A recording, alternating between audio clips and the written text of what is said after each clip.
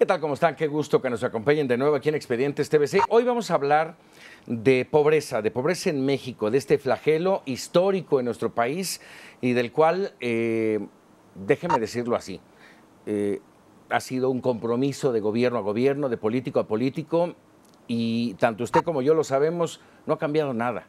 El número de pobres sigue creciendo en nuestro país, a diferencia de las cifras, y ya estará aquí mi invitada a decirme que no es cierto, pero las cifras, para mi gusto, siguen creciendo. Tengo el gusto de que me acompañe aquí en el estudio de Expedientes TVC a la ingeniera Paula Hernández Olmos, coordinadora nacional del programa de inclusión social Prospera. Paula, un gusto saludarte, gracias que estés con nosotros.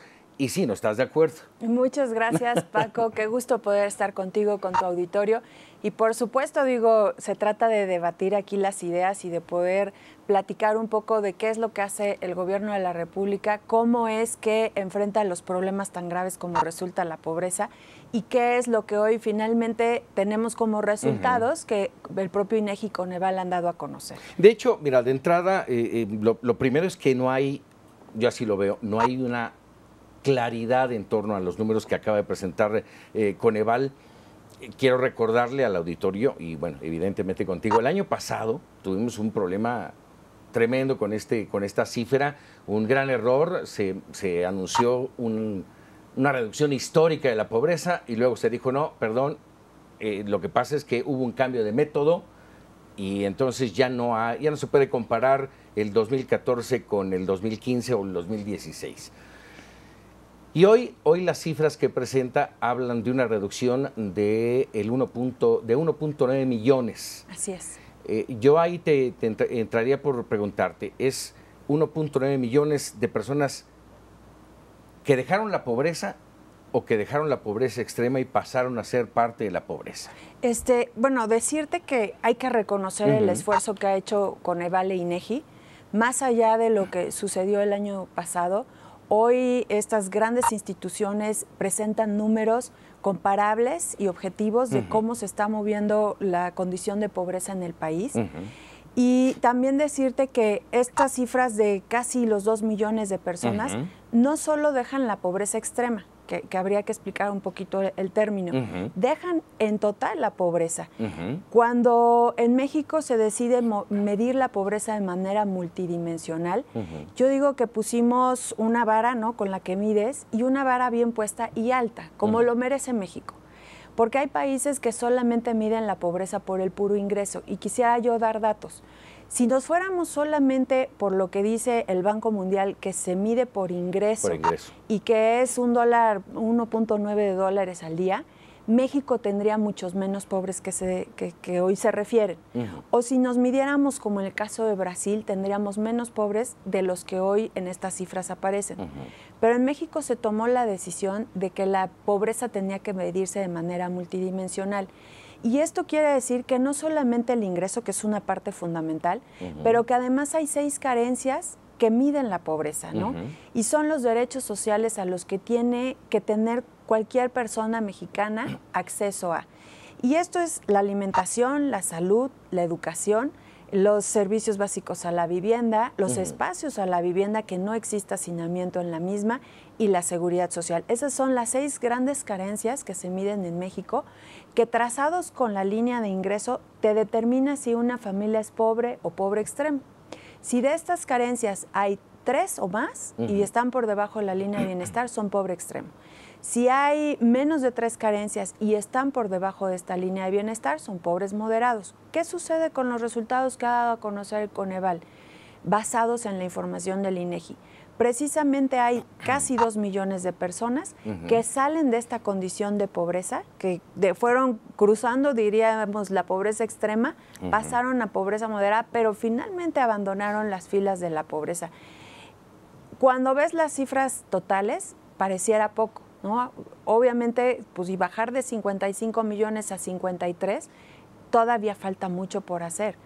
Pero lo que es importante decir es que esta estrategia está funcionando. O sea, la hoja de ruta es lo importante que hay que rescatar. 55 millones en 2014. 14. Y en 2016, más o menos cifras totales, 53.4. Así es. Es factible, es posible hacer esa comparación y te lo planteo así.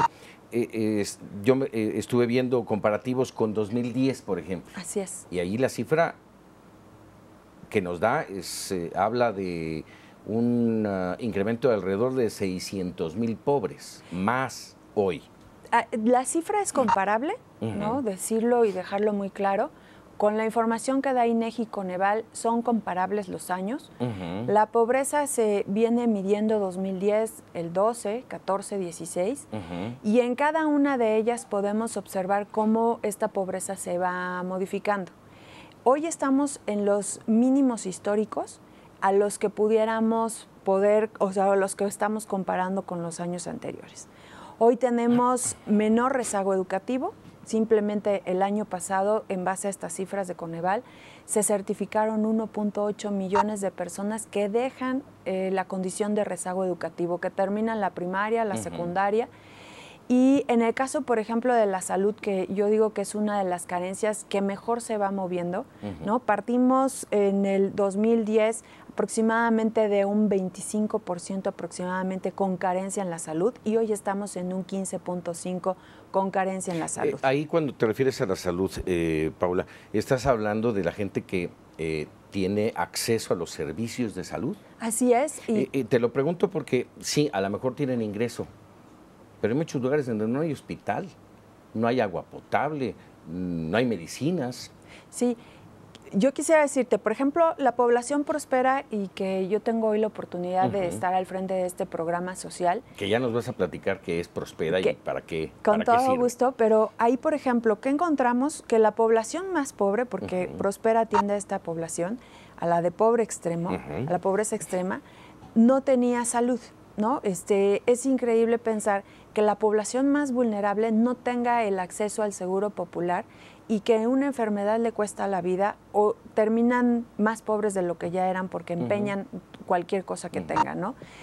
Nos hemos dado a la tarea de que tengan seguro popular. El año pasado incorporamos entre afiliación y reafiliación a 11 millones de personas en Prospera y este año estamos por 7 millones de afiliación y reafiliación. ¿Qué es lo que sucede con Seguro Popular? Tienen acceso a 260 intervenciones médicas, tienen acceso a un seguro de daños catastróficos o gastos catastróficos, enfermedades como un cáncer que pueden ser atendidos bajo estos esquemas, en donde la persona que tiene Seguro Popular puede acudir a su hospital en su estado, en su ciudad, y a partir del Seguro Popular es el que le paga al hospital y a la entidad por los servicios que le están proveyendo a esta persona que desafortunadamente pueda estar enferma. Entonces, hay muchos avances en salud y volvería a insistir, esta cifra de pasar de 21.5 en carencia en el 2010 a 15.5 en carencia en el 2016 ha significado compromiso de muchos recursos económicos, pero también compromiso de los estados para poder ir avanzando tanto el gobierno federal, el estatal y bueno, los gobiernos municipales que no pueden quedarse atrás, en generar infraestructura, en generar oportunidades, en generar estos espacios médicos. Y ahí en ese aspecto, ¿cómo vamos? Vamos muy bien. Ha habido un cambio a partir de la Estrategia Nacional de Inclusión que impulsa el secretario Luis Enrique Miranda, secretario de Desarrollo Social, y que ahí de manera transversal todas las secretarías trabajan. Hoy las cifras que tenemos de pobreza hacia la baja son resultado del trabajo de todas las áreas, de todo el gobierno, pero además en una gran coordinación con los gobiernos estatales y los gobiernos municipales, que habría que recordar, Paco, que se hace también un cambio dentro de uno de los fondos más importantes municipales, que es el FAIS. El FAIS es el Fondo de Aportaciones de Infraestructura Social. Es un fondo que llega a los municipios y que permite generar infraestructura que va en combate a la pobreza. Hubo una reforma también a partir de esta administración para que estos recursos que llegan a los municipios tengan la certeza de que las obras que se realizan a partir de esto, como tú bien señalas, agua potable, drenaje, techos firmes para las viviendas, espacios que eviten el hacinamiento, sean a partir de estos recursos la posibilidad de generar esta infraestructura que todavía llega a hacer falta en varias comunidades del país. ¿Cómo hacer entender a estos 53 millones de pobres en el país esto que tú estás diciendo, esto que Coneval ha planteado en el sentido de que vamos avanzando? Cuando ellos sienten, estos 53 millones de mexicanos en pobreza y algunos en pobreza extrema, sí, que no reciben no ven ningún cambio. Sí, y ahí habría que también, si me lo permites, pasamos de 9.5 millones de pobres extremos en el 2014 a 7.6 millones de pobres extremos, sí, ¿no? Sí, que sí, son sí. los más pobres entre los pobres.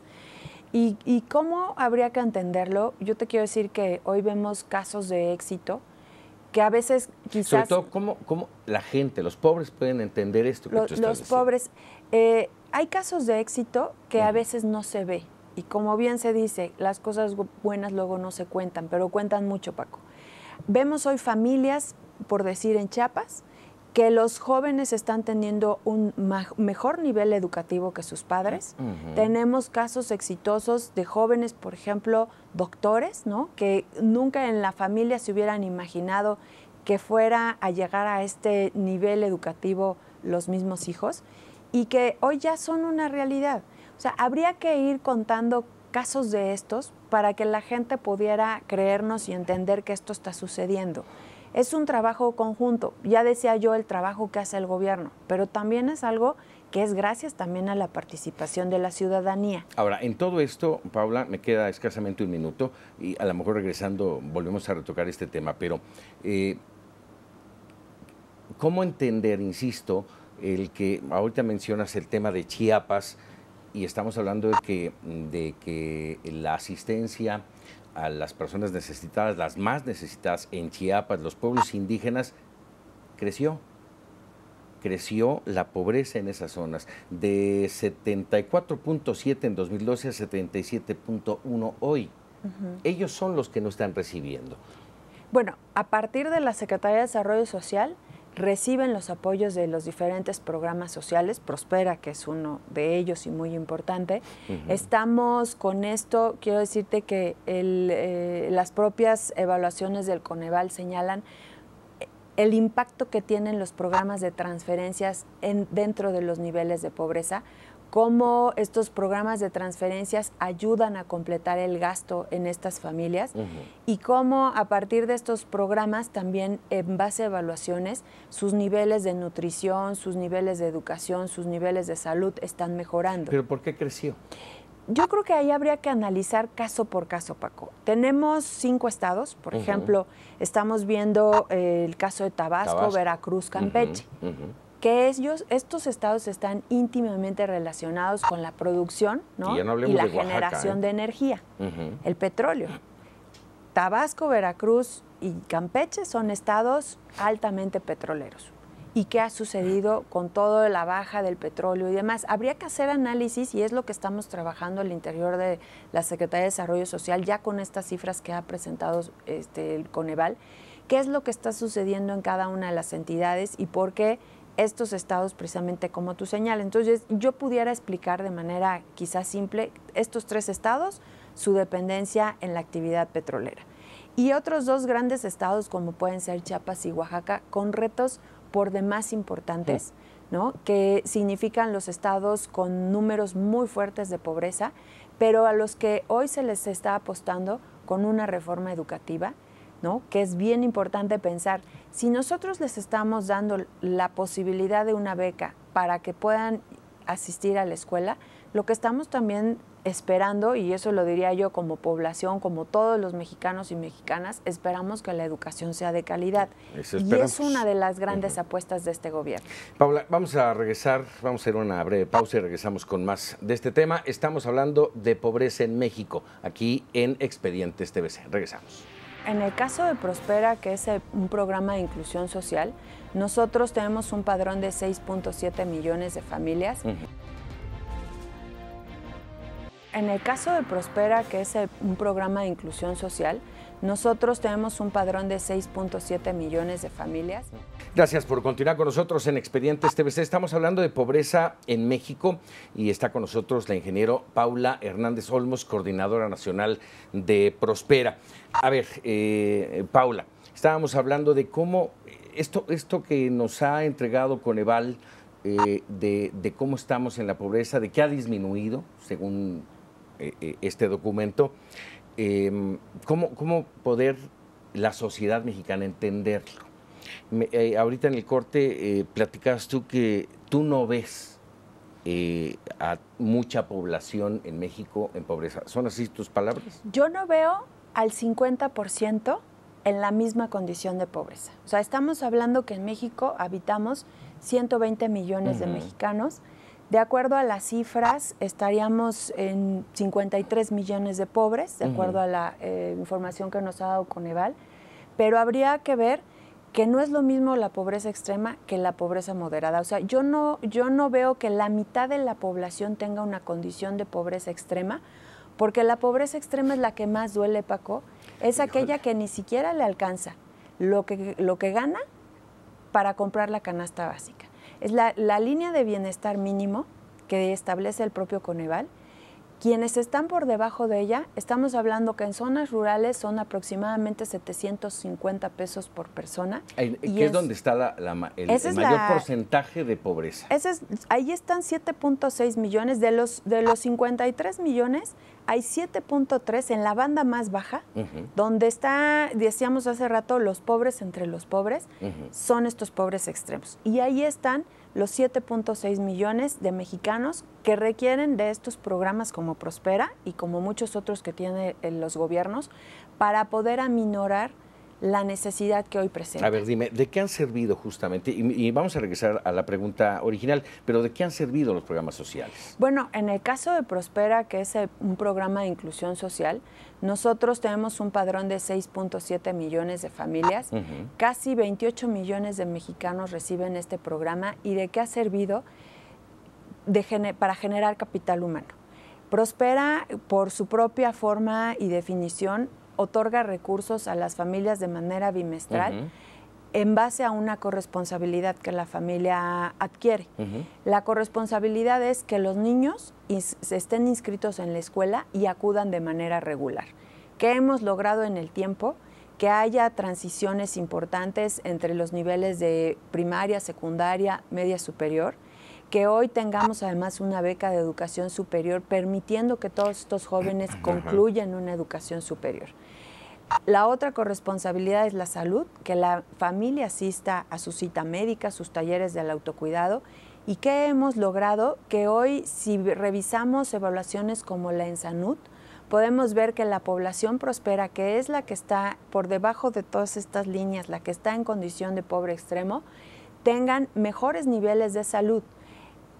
Es más, yo diría que en base a la ENSANUD, simplemente la población Prospera tiene menores niveles de obesidad.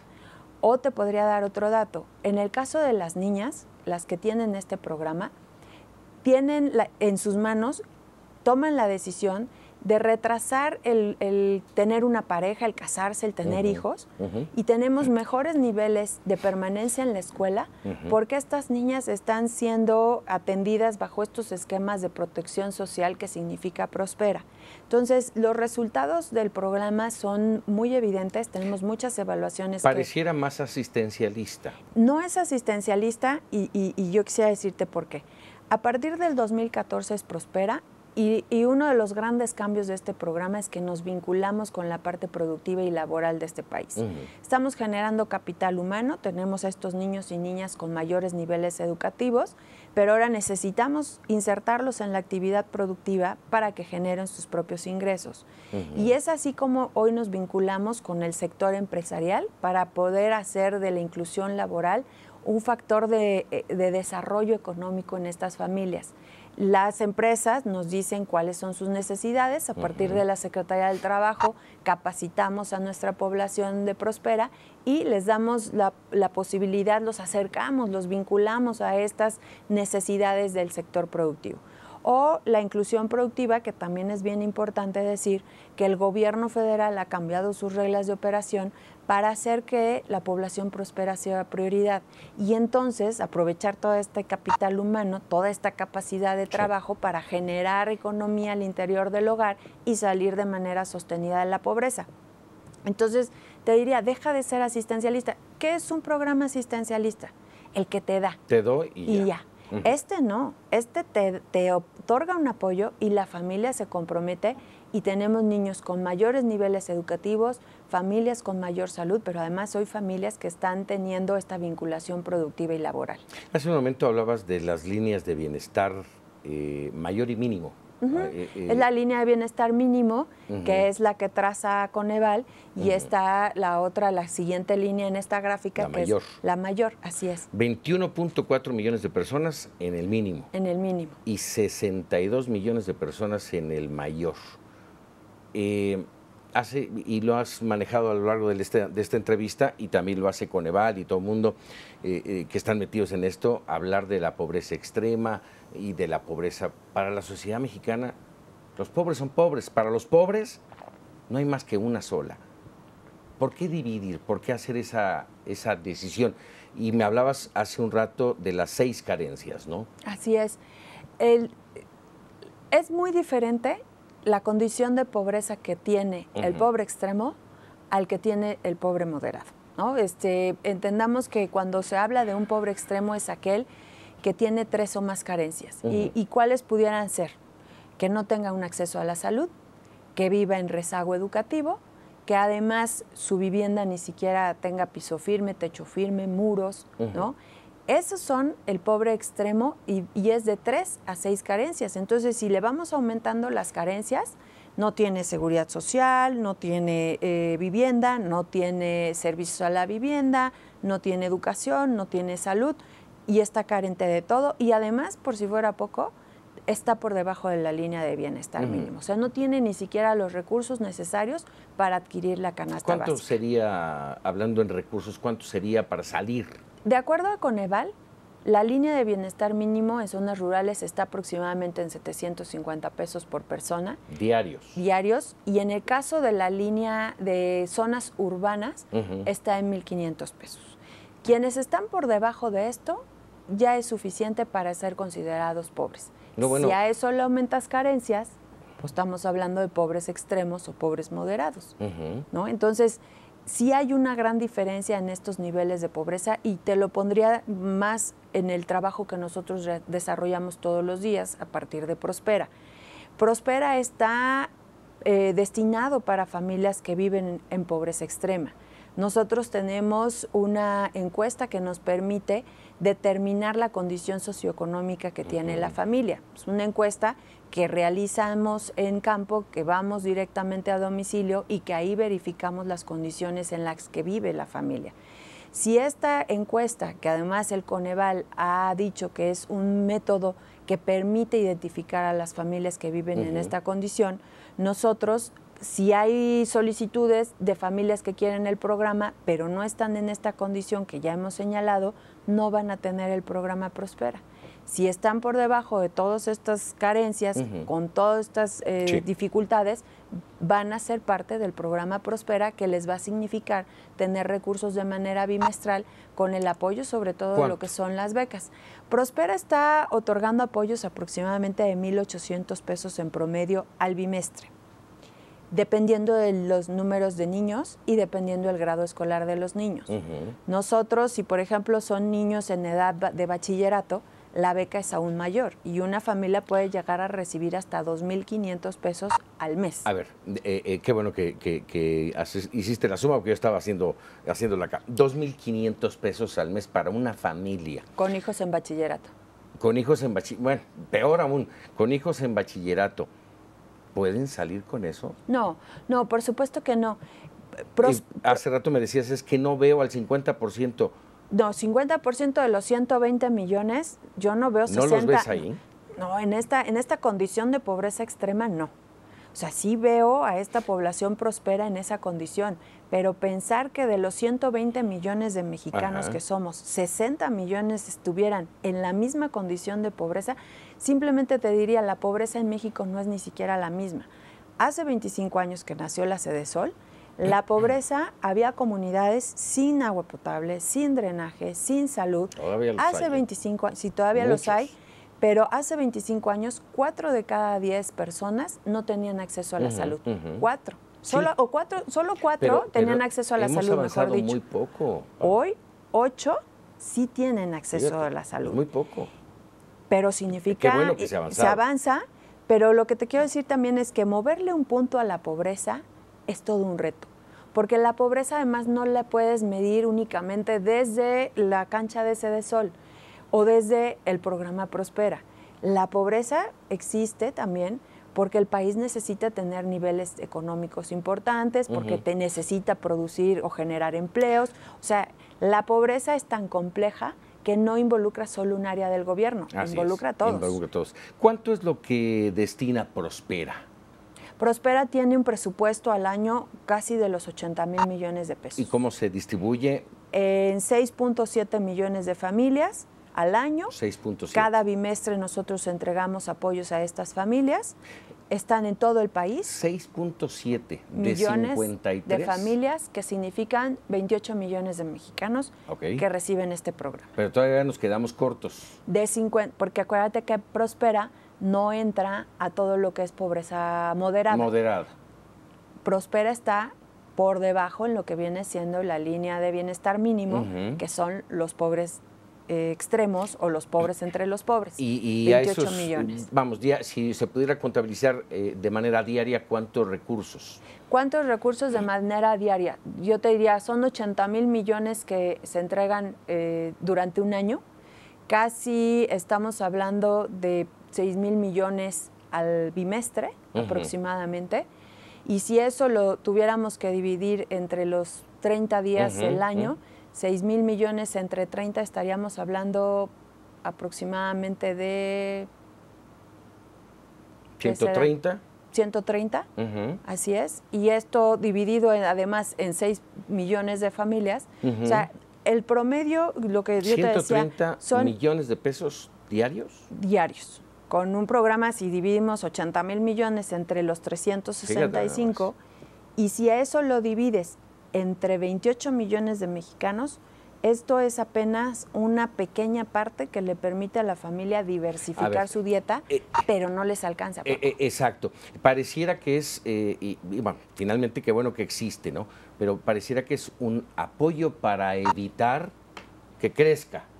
Que sea más dura la pobreza. Pero no para resolver la pobreza, sino no. Ahí te mantengo, no te muevas de ahí. Pero no lo vería yo así. No se trata de que Prospera sea el todo. No se trata que a partir de una transferencia monetaria que tú dijeras, bueno, pues a todos en el país les vamos a repartir cierta cantidad para que todos estemos por arriba de la línea de bienestar, no importa cuánto, pero para que entonces todos dejemos de ser pobres. No se trata, ese no es el sentido de este programa. Este programa lo que busca es ayudar a la familia mexicana que vive en condición de pobreza para que sus hijos acudan a la escuela, para que acudan a su centro de salud, para garantizarle el acceso a sus derechos sociales, pero que no significa el todo. Al final de cuentas, pues el gobierno tiene más secretarías, hay 3 niveles de gobierno y a todos nos corresponde una parte en toda esta lucha contra la pobreza. ¿Y se está trabajando parejo? Y se está trabajando parejo porque hoy la Estrategia Nacional de Inclusión involucra a todo mundo en esta lucha contra la pobreza. Y lo más importante, hoy con las cifras de Coneval estamos viendo disminuciones de pobreza que no habíamos visto que sucedieran en México. Ok, ¿qué hace falta? ¿Qué hace para falta? Salir de la pobreza, para sacar estos 53 punto y algo millones de mexicanos de la pobreza moderada, extrema o como se le quiera llamar? ¿Qué hace falta para que esta gente tenga oportunidades, para que crezcan y para que el país progrese? Pues mira, yo diría que hay que seguir con la hoja de ruta que nos está empezando a dar resultados favorables. El país tiene que seguir creciendo, tiene que tener una economía fuerte, viene un cambio de administración tiene que haber una inflación baja, que es algo bien importante y que el propio Coneval lo ha señalado. Así es. Que así sucedió en el 2016, porque además hay que recordar que estas son fotografías de cada 2 años de una evaluación, de un levantamiento que hace el INEGI junto con el Coneval analizando las cifras. Entonces, habría que tener una economía que crece, habría que tener una inflación baja, habría que entonces con esto seguir generando empleos. Esta administración del presidente Peña ha generado empleos como nunca en la historia. Son casi 3 millones de empleos formales que están en el Instituto Mexicano de Seguro Social. De bajo ingreso. Pero que están ahí y que son muy importantes. Y que además esto, sumado con toda la estrategia de comedores comunitarios por parte de la Sede Sol para que los niños lleguen con alimento a la escuela, de programas como 65 y más, que permite que hoy casi 6 millones de adultos mayores a partir de los 65 años tengan esta pensión, de programas como Prospera. Que por cierto, de los adultos mayores ha crecido, ¿eh? Ha crecido. Y no poca cosa, de 48 hasta los 70 y tantos. Ha crecido, además, con esta decisión que se tomó que a partir de los 65 años tuvieran estos recursos. El padrón prácticamente se duplica en México de los que reciben estos apoyos, con programas como Prospera, pero además con una hoja de ruta como la Estrategia Nacional de Inclusión. ¿Qué tenemos que hacer? Seguir abatiendo carencias, seguir avanzando en salud, en educación, en alimentación, en esta hoja de ruta que está establecida además en la Ley General de Desarrollo Social, sumado a un entorno económico favorable, ¿no? Eso es lo que hay que trabajar en México para que cada día más familias abandonen las filas de la pobreza. Ese es nuestro principal enemigo. ¿Cuál es el futuro de México en ese sentido? Pues mira, yo esperaría, bien señalabas, vienen cambios hacia adelante. Yo creo que programas exitosos tienen que permanecer. Prospera está cumpliendo 20 años de programas de transferencias monetarias en México. Nos han venido a ver y han replicado este esquema en más de 30 países. Entonces, si trasciendes administraciones, trasciendes cambios, y además te ven en otros países y tienes evaluaciones que comprueban el éxito de este programa, tienes que seguir hacia adelante, ¿no? Y yo qué diría, lo bueno se tiene que quedar. Y en base a evaluaciones, eso es lo bueno. Nada más, porque podrán venir aquí mucha gente a decirte lo que está funcionando, pero que traigan las evaluaciones que lo demuestren. Y así hoy Prospera, así hoy el Coneval está demostrando que las cifras en México empiezan a disminuir. Creo que son muy buenas noticias. Y nos faltó hablar, hablamos de ingreso, brevemente lo comento porque ya se nos terminó el tiempo, pero nos faltó hablar de la desigualdad en el país. Salarios, y hace un momento decía, sí, se crearon empleos, sí, pero con salarios chiquitititos. Sí, hoy y con las cifras de Coneval todavía el salario más bajo contra el más alto, bueno, los deciles más bajos con los más altos, hay una diferencia del 27 veces ese mismo salario. Entonces, tenemos que seguir trabajando en México por hacer de México un país próspero, por hacer de México un país lejos de la desigualdad, y así se ha establecido en el Plan Nacional de Desarrollo del presidente Enrique Peña Nieto. Tenemos que sacar a México de esa paradoja en la que tienes a los hombres más ricos del mundo y a la población más pobre del mundo. Bueno, habría que comparar, insistiría yo, ¿no?, el tema de la medición de la pobreza y dónde están los más pobres de los pobres. Y la distribución de la riqueza. Y la distribución de la riqueza y la pobreza comparada en el mundo, más que pensar que es la pobreza más fuerte en México. ¿Por qué compararla con el mundo? No, por eso te iba a decir, comparémosla en México. Yo no diría que es la pobreza más grande de cualquier mundo, claro. No. La pobreza en México, como tú dices, midámosla en México y comparemos en México las más pobres contra los más ricos, entre nosotros mismos, y sobre todo necesitamos creérnoslas, Paco. O sea, necesitamos creer que en México las cosas están sucediendo y hoy los datos de Coneval están siendo favorables, pero si no nos la queremos creer que un gobierno está haciendo bien las cosas, creamos en nosotros como mexicanos. Lo quisiéramos creer, pero es que falta certidumbre. Pero ¿sabes qué? Creamos en los mexicanos, creamos en estas familias que yo te decía de Chiapas, que hoy su hijo es un doctor. creamos en estas familias más pobres que hoy su hija es abogada. Y de esos casos hay muchos en México de los que a veces no platicamos. Y que además de buenas estrategias, ¿no?, de parte de un gobierno, significa la apuesta en una familia por salir adelante. Y de eso está lleno México, de esas historias. Paula Hernández Olmos, te agradezco enorme estos minutos para Expedientes TVC. No necesariamente fue una plática muy agradable en términos del tema. Fue interesante para conocer lo que hace Prospera, para conocer y tratar de darle claridad a los datos que nos ha proporcionado Coneval en conjunto con el INEGI, de cómo estamos. Y nos quedamos todavía con pendientes. Ojalá pudiéramos tener la oportunidad de volver a platicar contigo y de que nos clarifiques todavía más esta situación. Te agradezco muchísimo. Con todo gusto. Muchas gracias a ti, Paco, y a todo tu auditorio. Gracias. La ingeniera Paula Hernández Olmos, coordinadora nacional de Prospera. Yo soy Paco Ramírez, ya lo sabe. Nos vemos en el próximo Expedientes TVC. Gracias.